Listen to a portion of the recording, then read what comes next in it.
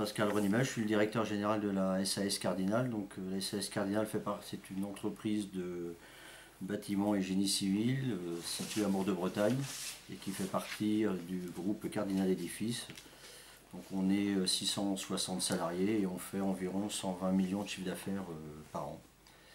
Donc, nous, en 2012, on a été sollicité par Jean-Luc Hannequin de la CCI pour participer à un projet Bretagne Mobilité Augmentée. Donc c'était un sujet qui jusqu'à présent ne faisait pas partie de nos préoccupations principales. Donc on a été amené à réfléchir et à donc ressortir des éléments factuels et chiffrés liés à cette problématique-là.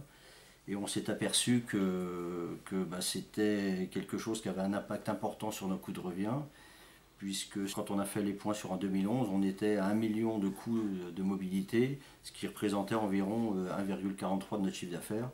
Donc on s'est vu le peu de marge qu'il y a dans le bâtiment, ça pèse assez lourd dans le résultat final.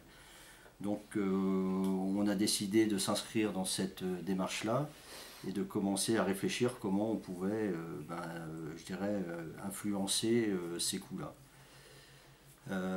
Donc on a commencé par étudier ce qui est classique, donc la voiture électrique. Donc on a fait quelques essais de voitures électriques. On s'est aperçu que c'était, compte tenu du peu de régularité dans nos déplacements, c'était quelque chose qui aujourd'hui n'était pas complètement adapté à notre métier et qui posait quand même pas mal de problèmes. Donc au stade où ça en est aujourd'hui, on considère que c'est pas suffisamment avancé pour que ça réponde pleinement à notre problématique. Donc on s'est penché sur d'autres composantes et notamment comment nous, notre mobilité est liée au nombre de déplacements qu'on fait sur les chantiers. Donc on s'est dit que pour la diminuer, il fallait diminuer je dirais, le nombre d'heures qu'on pouvait être amené à faire sur le chantier. En diminuant le nombre d'heures, on va diminuer forcément le nombre de déplacements. Donc on s'est dit il faut qu'on retravaille encore un peu plus sur nos coûts de production. Et donc là, on a commencé à mettre en place une démarche qui nous a obligés ou qui nous a conduit à interroger nos modes de fonctionnement qui sont des modes de fonctionnement un peu habituels. Donc on a commencé à faire de l'observation de poste de travail pour essayer de conduire les gens à optimiser leurs déplacements de façon à ce que on fasse les choses bien du premier coup et qu'on sache ce qu'on fait, enfin qu'on ait, je veux dire que quand les gens commencent une tâche, qu'ils aient une lisibilité de ce qu'ils ont à faire, qui soit bien meilleure de façon à pouvoir mieux préparer, mieux anticiper ce qu'ils ont à faire et donc ne faire les tâches bien du premier coup et de les faire en sécurité et avec un niveau de qualité requis qui l'amène au bon résultat tout de suite. Alors dans un deuxième temps, on avait une façon empirique qui était liée je dirais, à l'ancienneté des gens dans l'entreprise, qui avaient la mémoire où habitaient les gens. Donc on faisait des trajets qui étaient entre le lieu du domicile et le chantier et je dirais sur l'optimisation pour que les véhicules soient le plus remplis possible. Mais c'était fait de façon empirique, basée sur la mémoire des gens.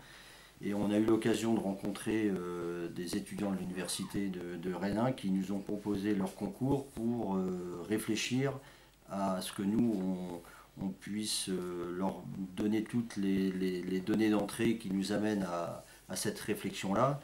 Et qu'à partir de là, ils puissent bâtir un programme qui nous permette d'avoir une gestion un peu plus automatique de tous ces déplacements-là. Donc ça a duré environ 6 mois.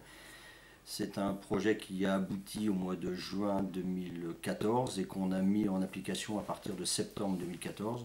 Donc aujourd'hui, c'est quelque chose qui fonctionne bien. Bon, il y a des ajustements qui se font, mais qui sont très marginaux. Et on n'a pas encore le retour des retours chiffrés sur le gain que ça a pu produire, mais on peut déjà penser aujourd'hui que ça va être plutôt positif. Et ça nous permet aussi de mieux tracer nos véhicules, qui sont d'ailleurs par ailleurs géolocalisés également, de façon à ce qu'on puisse recouper les informations entre ces deux supports-là.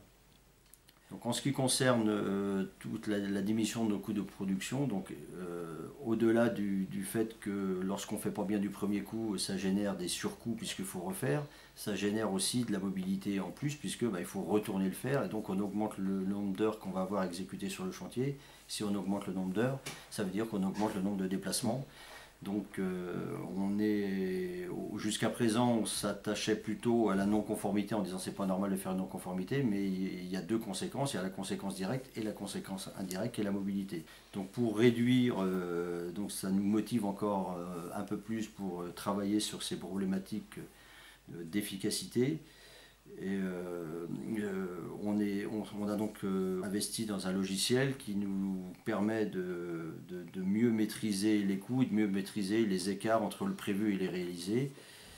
Et donc ça c'est la partie, je dirais, analytique, qui est plus une partie comptable, mais il y a aussi en amont toute une partie formation qui est déterminante auprès de nos collaborateurs, où il faut qu'on arrive à faire comprendre aux gens que l'élément numéro un ou le moteur de ces actions-là, c'est la communication. Et comment on fait à faire évoluer des gens qui sont des gens manuels vers un plus de communication pour que la formation soit je dirais, lisible, soit comprise et puisse être mise en exécution derrière. Donc, par rapport à ça, donc on a monté une formation avec un organisme formateur qui va nous accompagner sur toute la montée en compétences de cet encadrement intermédiaire et qui va donc les conduire à leur donner les outils pour pouvoir former les gens. Enfin, on va être sur du briefing de poste au démarrage des tâches le matin pour que les gens ont une lisibilité de ce qu'ils ont à faire à minima sur je dirais la journée qu'ils vont avoir exécutée, mais également la suivante, voire 2 ou 3 journées derrière,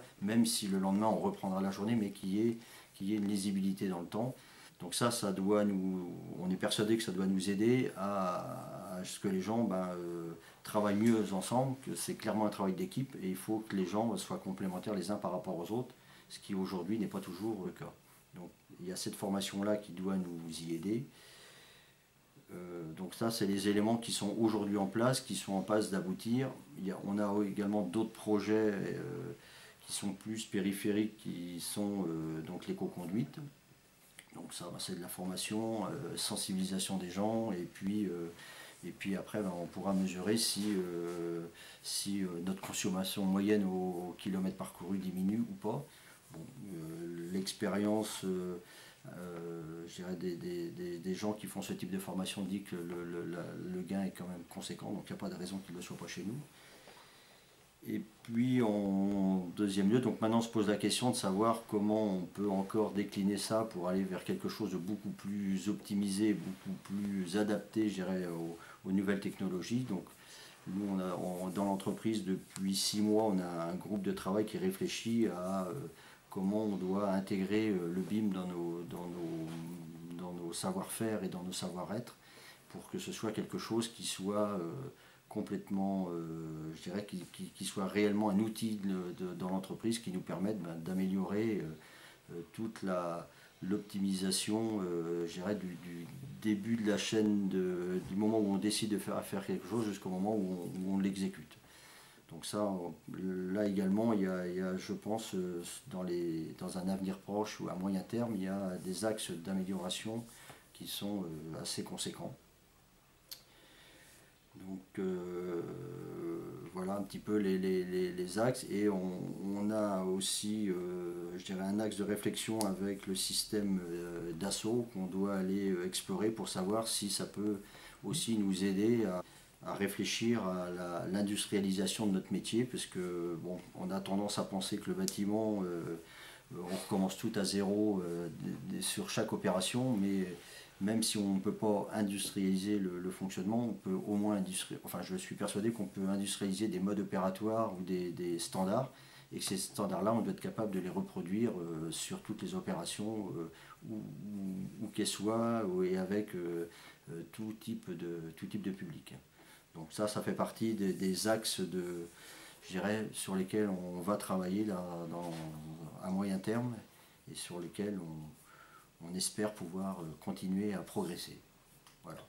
En tous les cas, on remercie BMA, parce que c'est quand même BMA qui nous a ouvert les yeux sur cette problématique-là, et Et bon, voilà, ça nous a permis de mettre le doigt sur, je dirais, une composante qui était importante dans l'entreprise.